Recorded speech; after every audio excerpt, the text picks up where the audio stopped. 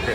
ഇതിപ്പോ എത്ര നാളായി ഇത് തുടങ്ങിയിട്ട്? നമ്മള് 15 കൊല്ലമായി ലോട്ടറി വിൽപ്പനയിൽ ഇറങ്ങിയിട്ട്. അതിൽ 3 കൊല്ലത്തോളമായി ഓരോ പോസ്റ്റും വരും. അപ്പോൾ ഇടയ്ക്ക് ശ്രീകൃഷ്ണനാവും. ഇപ്പൊ ഓണക്കാലം ആയതുകൊണ്ട് മാവേലിയാണ്. ക്രിസ്മസ് വന്ന സാന്റാക്ലോസ്. പിന്നെ ഫ്ലവേഴ്സ് കോടി പരിപാടിയിൽ 402ാമത്തെ എപ്പിസോഡിൽ ഞാൻ പങ്കെടുത്തിട്ടുണ്ട്.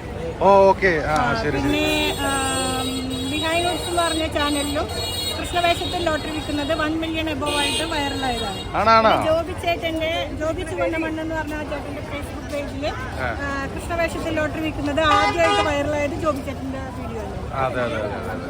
ഇനി ഇവിടെ വീട് എവിടെയാ? വീട് ശരിക്കും വൈപ്പിങ്ങരയിലാണ്, കുൾപ്പള്ളിയില്. ഇപ്പൊ ഇവിടെ വാടകയ്ക്കാണ്, ഗുരുവായൂർ വന്ന് വാടക. ഇവിടെ ആരൊക്കെയുള്ള വീട്ടില്? ഞാനും എന്റെ മകളും മാത്രമേ ഉള്ളൂ. ഹസ്ബൻഡ് ഡിവോഴ്സാണ്. മകള് +1-ലാണ്. വീട് വാടകയ്ക്കാണ്. അപ്പോ മകളുടെ പഠിത്തവും സ്വന്തമായ വീടും ഒക്കെ ലക്ഷ്യം വെച്ചോണ്ടാണ് ഈ ഒരു ലോട്ടറി ഇപ്പൊ കുറെ നാളായിട്ട് ലോട്ടറി വിൽക്കുന്നുണ്ടല്ലോ. ആർക്കെങ്കിലും ഒക്കെ നമ്മുടെ കയ്യിൽ ചെറിയ സമ്മാനങ്ങൾ വീണിട്ടുണ്ടല്ലോ അല്ലേ? 1 ലക്ഷം 5,000 അങ്ങനെ ചെറിയ സമ്മാനങ്ങൾ. അപ്പൊ ഈ പ്രാവശ്യം വളരെ 25 കോടിയല്ലേ നമ്മുടെ ബമ്പർ? ഇതാണ് ഈ 25 കോടി അടിച്ചു കഴിഞ്ഞാല് ചേച്ചിക്ക് എത്ര രൂപ കിട്ടും അറിയോ? ആ 2.5 കോടി രൂപ ഉണ്ടെങ്കിൽ നമുക്ക് വീടൊക്കെ വെച്ച് ചേച്ചിയുടെ ആഗ്രഹങ്ങളൊക്കെ സാധിച്ചൂടെ?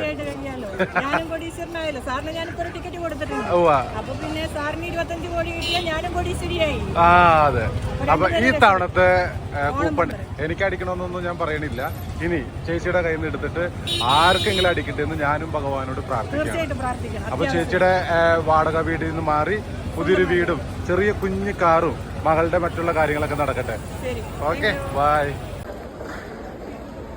നമ്മുടെ കേരള സംസ്ഥാന ഭാഗ്യക്കുറി ഓണം ബമ്പർ തീർച്ചയായിട്ടും നമ്മുടെ കേരളത്തിൻ്റെ സാമ്പത്തിക ഭദ്രത നിലനിർത്തുന്നതിന് വേണ്ടി നമ്മളെല്ലാവരും ഒരു ടിക്കറ്റെങ്കിലും തീർച്ചയായിട്ടും എടുത്തിരിക്കണം. ഇപ്പോൾ ഈ വീഡിയോ ഞാൻ ചെയ്യുന്നത് ലോട്ടറി എടുക്കുന്നതിന് വേണ്ടി മാത്രമല്ല. ഞാൻ ഗുരുവായൂർ അമ്പലത്തിൻ്റെ ഒരാവശ്യമായിട്ട് അവിടെ ചെന്നപ്പോൾ അവിടെ ഒരു ചേച്ചിയെ നമ്മൾ കണ്ടു.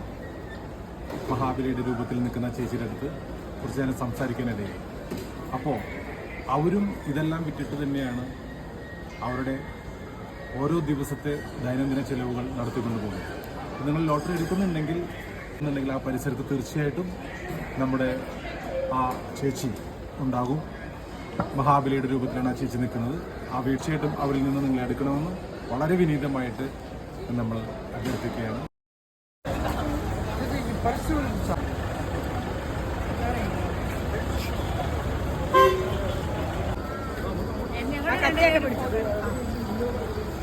Lottery last 9 വന്നതുണ്ടോ?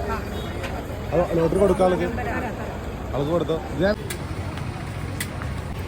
സത്യം പറഞ്ഞാൽ ഞാൻ ലോട്ടറി എടുത്തു പോന്നു. ആളോട് ചേച്ചിയോട് സംസാരിച്ചു, പോരെയൊക്കെ ചെയ്തു. പക്ഷേ പൈസ കൊടുക്കാൻ മറന്നുപോയി.